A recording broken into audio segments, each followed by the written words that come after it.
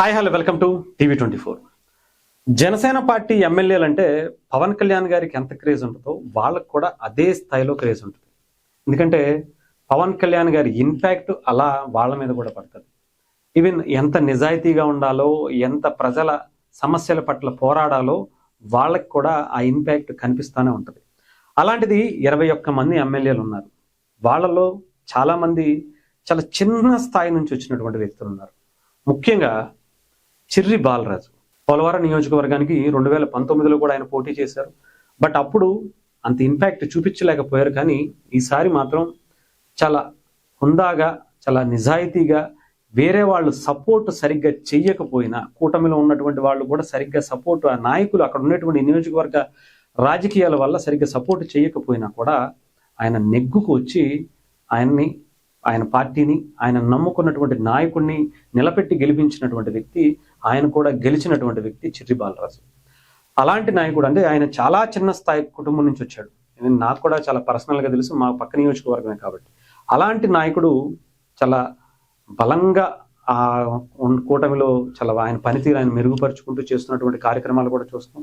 Even కష్టాల్లో ప్రజలకు ఏదైనా విపత్తు వచ్చిందా, ఏదైనా ఇంకోటి వచ్చిందన్నా కూడా ఆయన నిలబడి పనిచేసేటువంటి దాన్ని కూడా మనం చూసుకుంటూ ఉంటున్నాం.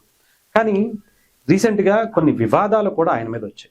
అయితే ఈరోజు ఇది ఎందుకు మాట్లాడుకుంటున్నానంటే, ఆయనది ఈరోజు పుట్టినరోజు కాబట్టి. చిర్రి బాలరాజు పోలవరం జనసేన పార్టీ ఎమ్మెల్యే, ఆయన పుట్టినరోజు కాబట్టి సోషల్ మీడియాలో అంతా కూడా ఆయనే కనిపిస్తున్నారు. జనసేన పార్టీ ఎమ్మెల్యేగా ఆయనకున్నటువంటి ప్రత్యేకమైనటువంటి ఒక స్థానాన్ని ఆయన ఈరోజు సోషల్ మీడియాలో మనకు కనిపిస్తున్నటువంటి పరిస్థితి ఉంది. సో ఆయన గురించి ప్లస్లు మైనస్లు, ఆయన ఏంటి, అసలు ఆయన ఏం చేశారు, ఏం చేయబోతున్నారు, ఆయన పనితీరు ఎలా ఉంది, ఇవి కూడా ఒకసారి మనం తెలుసుకునేటువంటి ప్రయత్నం చేద్దాం. ముఖ్యంగా పోలవరంలో ఆయన చిన్న కుటుంబం నుంచి రావడంతో అందరినీ హక్కును చేర్చుకుంటున్నారు. అందులో ఎటువంటి డౌట్ లేదు. ఎవరికి ఏ కష్టం వచ్చినా సరే బాలరాజు గారి దగ్గరికి వెళితే ఏదో ఒక రకంగా ఆయన పరిధిలో లేకపోయినా సరే ఆయన కష్టాన్ని తీరుస్తాడు, లేదా ఎవరితో అన్న చెప్పైనా సరే ఆయన తీర్చేటువంటి పని చేస్తాడు అనేటువంటి ఒక భావనలో నియోజకవర్గంలో చాలా బలమైనటువంటి ముద్ర, అయితే చెరగని ముద్ర ఆయన వేసుకున్నారని చెప్పాలి. అలాగే రోడ్లు కావచ్చు, డ్రైనేజీలు కావచ్చు, ఇంకొకటి అంటే అభివృద్ధికి సంబంధించినటువంటి కార్యక్రమాలకు ఈవెన్ పవన్ కళ్యాణ్ గారు పెద్దపీట వేస్తున్నారు. ఈవెన్ చిర్రి బాలరాజు గారు కూడా ఆయన నియోజకవర్గం మీద ప్రత్యేక దృష్టి పెట్టి ఎప్పటికప్పుడు ఏ సమస్యలు ఉన్నాయో ఒక జనవాణి అనే కార్యక్రమాన్ని ఆయన నియోజకవర్గంలో కూడా పెట్టుకుని ప్రతిరోజు కూడా దాని గురించి ఫిర్యాదులు కావచ్చు, సలహాలు, సూచనలు కావచ్చు, అన్నీ కూడా తీసుకుంటం జరుగుతుంది. ఈవెన్ ఆఖరికి ఆయన మీద కొన్ని వచ్చినటువంటి ఫిర్యాదులను కూడా ఆయన తీసుకుని దాన్ని ఎలా మనం రెక్టిఫై చేసుకోవాలి, ఎవరికైనా నేను అందుబాటులోకి వెళ్ళలేకపోతున్నానా, ఎందుకని, ప్లస్ ఏంటి మైనస్ ఏంటి అనేది కూడా ఆయన తెలుసుకునేటువంటి ప్రయత్నం చేస్తున్నట్టుగా తెలుస్తుంది. అయితే కొంతమంది రీసెంట్గా ఆయన్ని ఒక ఆడియో బయటకు వచ్చి కొంతమంది ఏదో వేరే కూటమికి సంబంధించినటువంటి వాళ్ళందరూ కూడా ఆ కూటమిలో ఉన్నటువంటి కొంతమంది విభేదించినటువంటి వ్యక్తులు, ఆయనకి ఎమ్మెల్యే సీట్ ఇవ్వటాన్ని విభేదించినటువంటి ఆ నియోజకవర్గ నాయకులు కొంతమంది ఆయన్ని ఇబ్బంది పెట్టినట్టుగా కూడా కనిపించింది. అంటే ఆయన గనక మళ్ళీ ఇప్పుడు గనక మంచి పనులు ఇలాగే కంటిన్యూ చేసుకుంటూ గనక వెళితే డెఫినెట్గా 2029లో కూడా మళ్ళీ ఆయనకి సీటు వెళ్తుంది. ఇది అలా వెళ్ళకూడదు. మళ్ళీ ఇంకోసారి ఆయన పోటీ చేయకుండా ఆయనకి ఒక బ్యాడ్ నేమ్ క్రియేట్ చేయాలనేటువంటి దాన్ని చేశారు అన్నట్టుగా కూడా కొంత కనిపించింది. అయితే ఇవి ఆయన కూడా అవన్నీ కూడా తట్టుకుని పవన్ కళ్యాణ్ గారి దగ్గర ఆయన నిజాయితీని నిరూపించుకుని ఆయన పని ఆయన చేసుకుంటూ ప్రజలకి ఎల్లప్పుడూ ఉంటున్నాయి. ఆయన సేవా కార్యక్రమాలు చేసుకుంటూనే అలాగే ఆయన ఒక మంచి పరిపాలన అయితే అందిస్తున్నారు. ఇది ఆయనకి సంబంధించి ఆయన అందరి కష్టాల్లో సుఖాల్లో హ్యాపీగా ఆయన తోడు ఉంటున్నారు అనేటువంటి భావన నియోజకవర్గంలో కనిపించింది.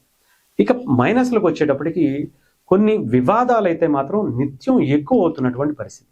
ఇది ఎందుకు వస్తున్నాయి అనేది నేను లాస్ట్లో ఒకసారి మీకు చెప్తాను. ముఖ్యంగా ఆయన మీద వచ్చేటువంటి వివాదాలు భూ తగాదాల్లో కొంచెం తలదూరుస్తున్నారనో, ఇంకా కొన్ని వీటిల్లో వెళ్తున్నారనో, కొన్ని పుకార్లు అయితే వస్తున్నాయి. బట్ ఇవన్నీ కూడా పుకార్లనే చెప్పాలి. ఎందుకంటే ఆయన అంటే నచ్చని వాళ్ళు ఎక్కువగా ఆయన్ని ఇరికించాలనేటువంటి ప్రయత్నం చేసుకుంటూ వస్తున్నారని కూడా అనుకోవచ్చు. బట్ ఆయన కూడా అలాంటి వాటికి కొంచెం దూరంగా ఉంటే ఇంకొంచెం మంచిది. అంటే ఆయన ఏదో హెల్ప్ చేద్దామనో, ఏదో 2 కుటుంబాల మధ్య కొన్ని వీళ్ళ మధ్య వచ్చినటువంటి విభేదాలని పరిష్కరించే దశగా ఆయన దగ్గరికి వస్తే వేరే విధంగా చిత్రీకరించేటువంటి పనులు చేస్తున్నారు. సో అవి అలా కాకుండా ఆయన కొంచెం దూరం పెడితే ఇంకొంచెం మంచిదేమో అని అనిపిస్తుంది. సో అంతేకాదు కొంత క్యాడర్ని ఇంకొంచెం ఇంప్రెస్ చేయాలి, వాళ్ళకి సంబంధించినటువంటి పదవుల్లో వీటిల్లో ఆయనకి ఎక్కువగా అవకాశం ఇవ్వలేదు అనేటువంటిది కొంతమంది వాదనగా కనిపిస్తుంది. దాని గురించి కూడా కొంత చూసుకుంటే బాగుంటుందేమోనని సలహా మాత్రమే ఇది. ఆయన చేస్తారా లేదా అనేది ఆయన ఇష్టం. డెఫినెట్గా ఆయనకంటూ కొన్ని లిమిటేషన్స్ ఉంటాయి. అవతల వాళ్ళకి కూడా అవకాశం ఇవ్వాలి, ఎందుకంటే కూటమిలో భాగంగా ఉన్నారు కాబట్టి. ఆయన్ని ఇబ్బంది పెట్టేటువంటి వర్గం కూడా ఎక్కువగా ఉంది కాబట్టి అక్కడి నుంచి ఆయన పాజిటివ్గా ఫీడ్ తీసుకోవాలి కాబట్టి, వాళ్ళకు కూడా మంచిగా చూపించుకోవాలి కాబట్టి ఆయన చేసేటువంటి కార్యక్రమాలు కూడా ఉంటాయి. సర్ది అటు ఇటు సర్దటంలో కావచ్చు. సో అంతేకాకుండా ముఖ్యంగా ఇక్కడ ఆయన్ని ఎక్కువగా ఇంకొకసారి గెలవనివ్వకుండా చేసేటువంటి దాంట్లో మీడియాని ఎక్కువగా ప్రభావితం చేస్తున్నారు.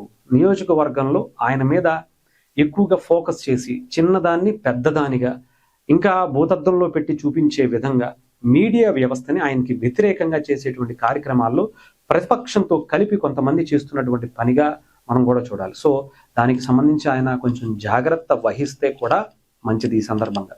సో ఆయన మరిన్ని పుట్టినరోజులు ప్రజా సమస్యల గురించి కొట్లాడేటువంటి, నిలబడేటువంటి, తీర్చేటువంటి అవకాశం ఇప్పుడు అన్నీ ఆయనకు ఉన్నాయి కాబట్టి సో డెఫినెట్గా మరిన్ని పుట్టినరోజులు అలా మంచిగా చేసుకోవాలి, అలా నిలబడాలి, వాళ్ళ సమస్యలు క్లియర్ చేయాలని మన టీవీ 24 తరపు నుంచి కూడా మనం కూడా కోరుకుందాం. ఏదేమైనా చిట్టి బాలరాజు గారు హ్యాపీ బర్త్డే అండి.